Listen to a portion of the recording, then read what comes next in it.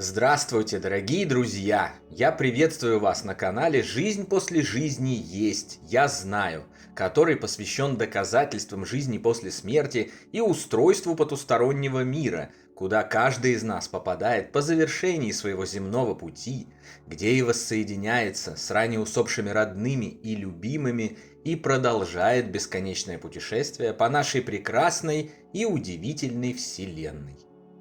Сегодня мы поговорим о доказательствах жизни после смерти, которые добыли люди, побывавшие на том свете с кратким визитом во время клинических смертей, катастроф, ком, падений с высоты, прочих близких к смерти состояний, и узнаем, почему эти доказательства являются надежными и даже исчерпывающими.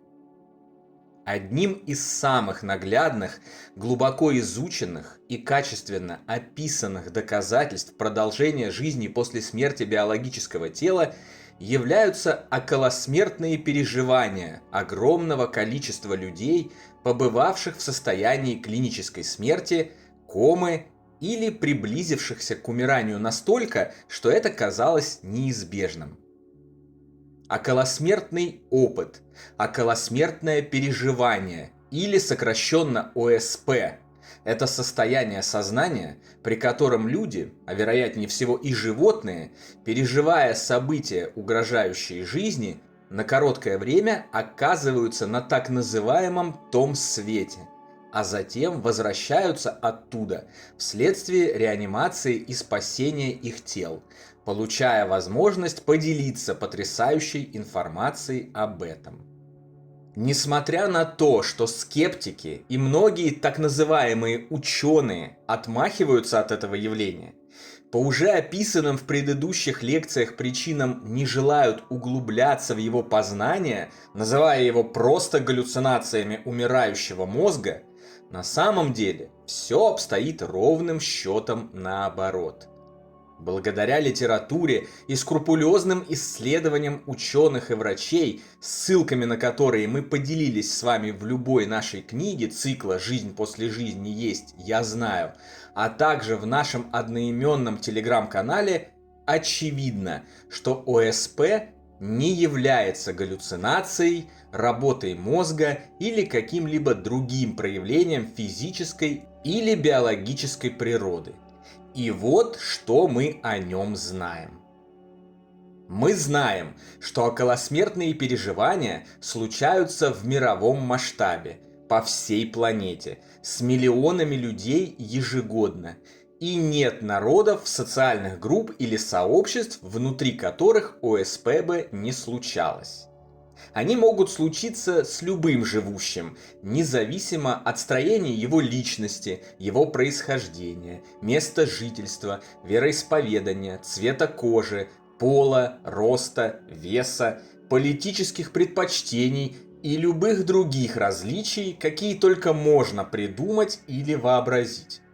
Это общечеловеческий опыт, и одного этого уже достаточно, чтобы доказать автономность сознания, его независимость от тела и существование жизни после так называемой смерти. При этом весьма показательно то, во что верил и в чем был убежден человек при жизни, не играет в его ОСП никакой роли. К примеру, представитель мусульманской религии на том свете может встретить Иисуса, а православный верующий, ожидая увидеть ангелов с крыльями, обнаруживает, что это обычные люди в джинсах и кроссовках. Есть и множество других доказательств. Так, например, околосмертный опыт переживают слепые, которые до того от рождения не могли видеть, не различали цветов, не могли понимать, как выглядят те или иные предметы. Но когда оказывались близко к смерти и покидали свои тела, вдруг обретали способность видеть и распознавать образы, предметы, процессы и события. Еще одним доказательством является почти полное совпадение структуры околосмертного опыта среди всех, кто его испытывает. Опять же, независимо ни от каких различий, прошедшие через ОСП сообщают примерно одну и ту же информацию.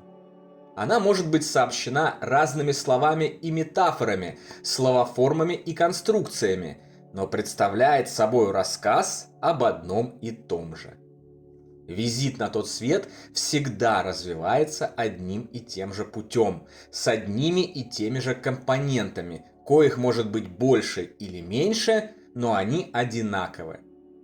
Такое почти полное совпадение может быть лишь в одном случае, если испытываемый опыт реален и никак иначе.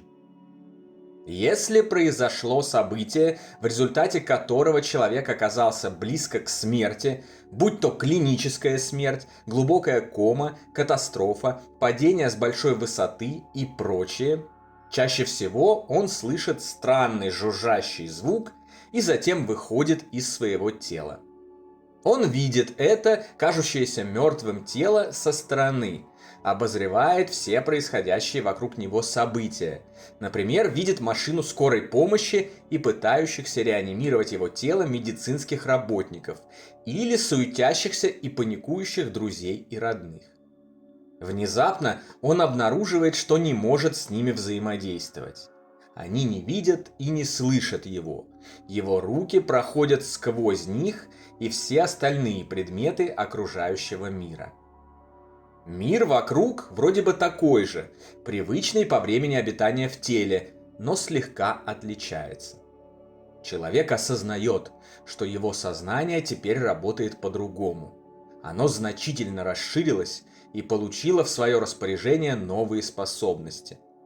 Видеть сразу вокруг на 360 градусов, читать мысли живущих людей, познавать и обрабатывать информацию гораздо быстрее, чем раньше, перемещаться со скоростью выше скорости света в любое желаемое место, попасть в дом к любому человеку, лишь представив его образ. Он осматривает себя и понимает, что несмотря на предположительную смерть, он продолжает жить и обладать каким-то телом. Это тело духовное. Оно почти такое же, как было при жизни. Так же выглядит, так же двигается и так же работает, за исключением того, что у него уже нет ранений, увечий и ограничений, которые были в его биологическом теле, которое в данный момент пытаются реанимировать врачи. Духовное тело еще и очень легкое, воздушное, послушное, податливое. Такой легкости и приятных ощущений от пребывания в теле человек не испытывал с самого далекого детства или вообще никогда. В какой-то момент в ходе продолжающегося околосмертного переживания он может пройти по темному туннелю, трубе, пещере или мосту и заметить светящуюся вдали точку света, к которой его тянет с невероятной силой и от которой исходят безусловная любовь, принятие и поддержка. Приблизившись к этой точке, человек видит так называемое существо света, величественное, могущественное создание, которое пришло защитить его, объяснить ему суть происходящих сейчас событий и проанализировать все события и поступки, случившиеся в ходе его прошедшей жизни. Оно показывает человеку многомерный фильм о его жизни, обо всем, чего тот достиг, что смог и чего не смог, обо всем, что было и что могло быть, комментирует его действия и дает рекомендации на будущее, отвечает на вопросы и может делиться невероятными знаниями, доселе неизвестными. Чаще всего, рассказывая об истинном устройстве Вселенной, оно сообщает, что любовь, добро и прощение являются ее базовыми ценностями, к которым стремится все сущее. А такие вещи, как убийство или самоубийство, абсолютно недопустимы. В ходе показываемого фильма Человек обозревает события своей жизни не только со своей стороны, но и вставая на место тех, кому были обращены его действия, поступки и даже мысли. Если при жизни он кого-то обижал или причинял вред, то он встанет на место такого человека и испытает все печальные эмоции и боль, которые тот испытывал из-за таковых обид. Если он кому-то помогал и спасал, то в этом случае он испытает нереальный восторг и чувство благодарности со стороны спасенных. Во всех случаях, каким бы ни был поступок, он влечет за собою соответствующие заложенной в него энергии добра или зла последствия. Иногда последствия одного лишь неаккуратно сказанного грубого слова могут повлечь смерти и катастрофы за много тысяч километров от изначального места действия. А последствия секундной и банальной помощи упавшей на льду бабушке приведут к рождению нескольких прекрасных личностей, которые в будущем спасут тысячи и тысячи страждущих. Становится ясно, что каждый наш поступок, каждое действие, каждое слово и каждая мысль влияют на все вокруг, и словно круги на воде от брошенного в нее камня расходятся далеко за пределы наших компактных мест проживания в городах, поселках и деревнях. В любой момент этого удивительного визита на тот свет умирающего человека могут встретить его родные, любимые и близкие, которые умерли до него. Чаще всего они являются, чтобы успокоить, избавить от страха и испуга, сообщить, что все замечательно, а будет еще лучше. Главное не паниковать, не беспокоиться, а спокойно чилить и пребывать в зоне умиротворения и невозмутимости, в зоне любви и света. Как усматривается из обобщенного массива данных о жизни после смерти и устройстве потустороннего мира, такие встречи являются принятой на всех уровнях духовной вселенной традицией. В абсолютном большинстве случаев человека, переходящего порог между мирами, принято встречать и помогать ему с переходом, который на Земле по незнанию все еще именуют смертью. Таковые встречи и помощь организуют родные, друзья, наставники и прочие близкие души, включая и само существо света.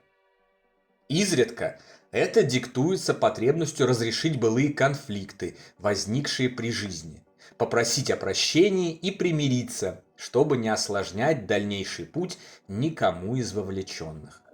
Если умирающему во время его ОСП удается увидеть, как выглядит потусторонний мир, то чаще всего сообщается о невероятных красотах, удивительных пейзажах, невиданных доселе цветах. Световой спектр в потустороннем мире расширяется, нот становится больше. Музыка, помимо звука, обретает еще формы и цвета. Если только проходящее околосмертное переживание в силу определенных причин, о которых мы еще обязательно поговорим в дальнейшем, не оказывается в мрачных духовных сферах или в так называемом аду, то рассказы о том свете в подавляющем большинстве случаев носят восторженный характер. В какой-то момент визит на тот свет прекращается в связи с реанимацией тела. Человек натыкается на черту или преграду, которую не может перейти.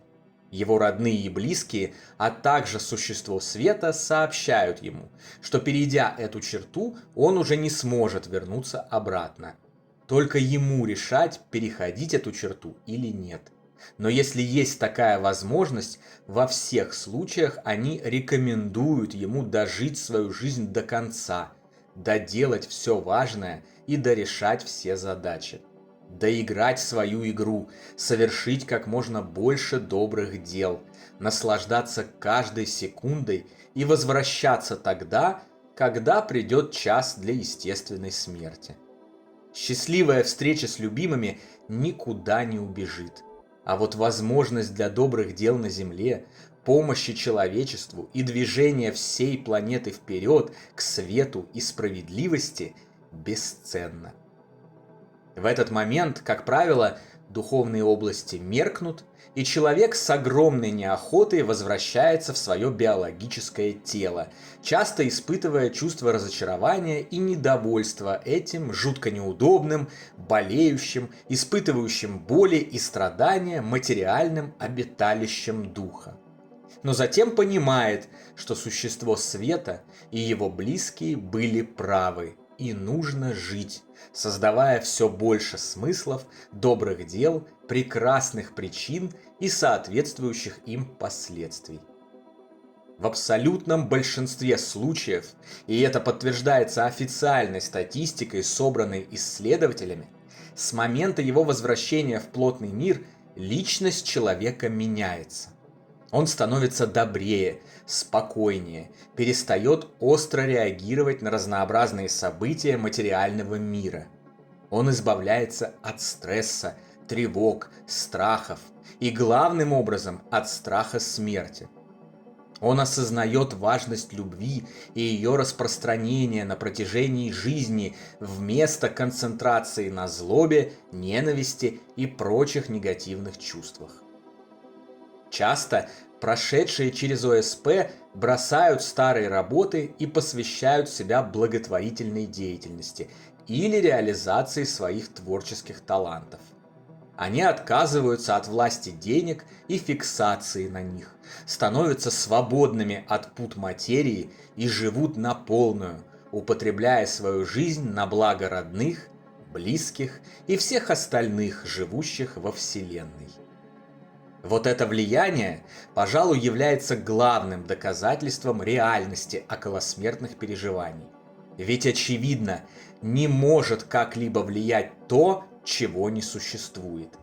И если бы ОСП было лишь галлюцинацией или выдумками реанимированных, а не реальностью, то и такового влияния, такового изменения к лучшему тех, кто прошел через этот опыт, не было бы. Но оно есть. Совершенно точно потусторонний мир и непосредственный контакт с ним, даже мимолетный, оказывает такое возвышающее и очищающее влияние. Это подтверждено официально и статистически, и вы сами можете убедиться в этом, если изучите материалы и источники, рекомендованные нами для самоподготовки. А это значит, что есть и все остальное, о чем мы говорим. Есть вечная жизнь, есть тот свет, и, конечно же, есть наши когда-то усопшие родные и любимые, спокойно ожидающие нашего счастливого соединения в гораздо более прекрасном мире, когда настанет наш час, мы доиграем свою игру и сделаем здесь все, что можем, и все, что должны. На сегодня это все, дорогие друзья. Если вам нравится то, что мы делаем, вы можете поддержать работу нашего канала донатом по ссылке в описании видео. Благодаря вашей поддержке наши ресурсы остаются бесплатными для всех. Большое вам спасибо! Дополнительную, интересную и полезную информацию за пределами лекций, ответы на ваши вопросы о жизни после смерти в целом и по этой лекции в частности, а также познавательные статьи о потустороннем мире вы найдете в нашем телеграм-канале.